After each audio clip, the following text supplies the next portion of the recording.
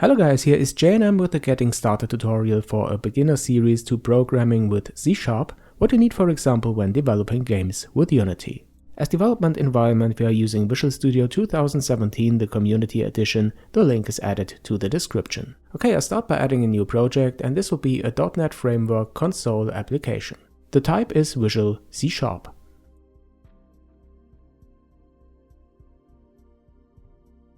First I set the location to an existing folder, and the name I set to Login App because I want to develop a simple C# application with the logic to log in a user, for example to a website. This is just to have a simple example that we are going to code. The next step is to set the .NET Framework version. I set it to 4.7.1. That's it, now press OK and the project is created with the template code that you can start with. The first function that is called when you start a .NET Framework application is the main method. It doesn't have any return values and it is defined as static. I will explain what static means in a later tutorial. For now, just remember that this is your starting point. The first thing that I want to show you is how to declare variables with C#. For example, an integer can be defined by int, then the name of the variable, and after that you can assign a number or another variable. This is a primitive data type, I will come back to this in a moment, and another one is double for floating values. If you want to define a text, you can use the data type string. Here define a string called name and set the value to username. On this page, the link is added to the description, you can see an overview of the data types that you can use in C#. Here you can see that, for example, an int or a double is just an alias for the real .NET data type, which are defined in the system namespace. I will explain namespaces in a second. So the alias is a shortcut that you can use for primitive data types.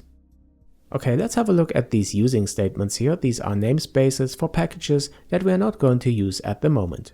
So you can right click and choose remove and sort usings. Later on we will use them a lot, but now you can just remove them. Alright, we declared variables, but C# is an object-oriented programming language in that you make use of classes to kind of group related variables. So let's create our first C# class to create a user. I select the project and right click it, and then I choose Add Class. The file name I set to user.cs, then I press Add, and then a file with the class user is created inside of the namespace login app, and again we have these default using statements that we can remove. Okay, as I said, it is defined in the namespace login app, and when I go now again to my program file with the main function, you can see that this has the same namespace. We defined the user class in the login app namespace, so we will be able to access the user class in the program file as well. I will go more into detail about namespaces in one of the next tutorials. Okay, the next thing that I want to mention is the access modifier of the class. The most important ones are public, private, protected, or internal. If you define a class as public, the code can be accessed by any other code in the same assembly or also in a different assembly. If you define it as private, it can be accessed only by code that is inside of the same class. Internal is the default access modifier, and it is like public but only for the code that is inside of the same assembly. An assembly can be either a dynamic link library or an executable file. I will also come back to this concept in one of the next parts. The user class doesn't have an access modifier defined by default, so it is internal, but I turned this into public to indicate that we want to have access to this user class from everywhere in the code. Now switch over to the program class again, and I create a user. This can be done by defining a variable of type user, and then I use the keyword new to create a user instance. Okay, now let's set the user from public to private. I use the private access modifier now. And then you can see that we are not able to create the user due to its protection level. So turn this again to public, and the next thing that I want to do is to add some variables to the user. Each class has a constructor. This is the first method that is called when a class is created. I set the constructor to public, and to define it you have to use the name of the class. After that I'm going to define two member variables. These are variables that are defined for this user, for this class, and the user will have a name and an email address, both are strings. For the prefix of these variables, I like to use the letter M to indicate that these are members of the class. You can use the constructor to initialize these members. You just define two parameters for the constructor, which is also just a function. Now when you create a user instance, you have to pass a name and an email address.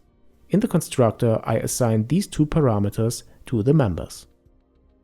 Now switch over to my program again, and you can see we can't create the user anymore without passing a name and an email address. So let's do this. Okay, we created the user, but the problem is we can't access the name or the email address because the members are defined as private.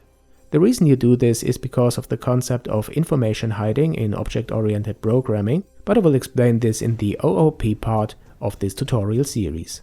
For now, let me show you how to define properties to get access to these information. A property is like a method, but you don't use round brackets, and they have a get and a set accessor. For the name, I define a get and a set accessor. With the get, I return the name, and with the set accessor, I assign a value to the member mName. Now let's see what happens here in the main function. I'm able to get or set the name of the user by using this property here, but I can't set the email address because it is defined as a getter property. So when you try to assign a value, you get the message that this is a read-only property.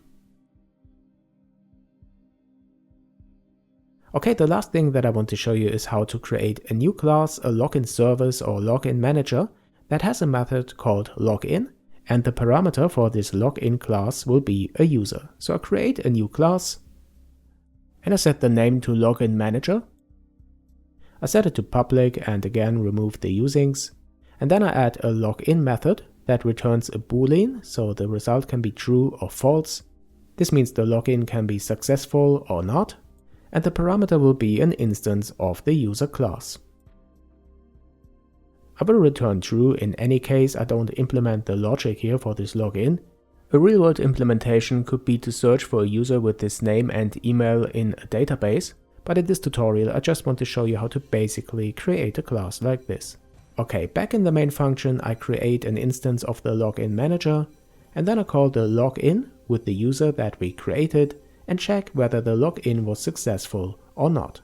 This can be done by using an if statement, so if the login method returns true, the login was successful, and it was unsuccessful in the else case. Okay guys, this was getting started with C# for beginners by using a simple example. I really hope you find it interesting and useful, and if you do, then please don't forget to subscribe to this channel to be notified when the next part is uploaded. Thanks for watching this. Perhaps you consider supporting me as my patron. This would really help this channel grow, and I'll see you in the next one.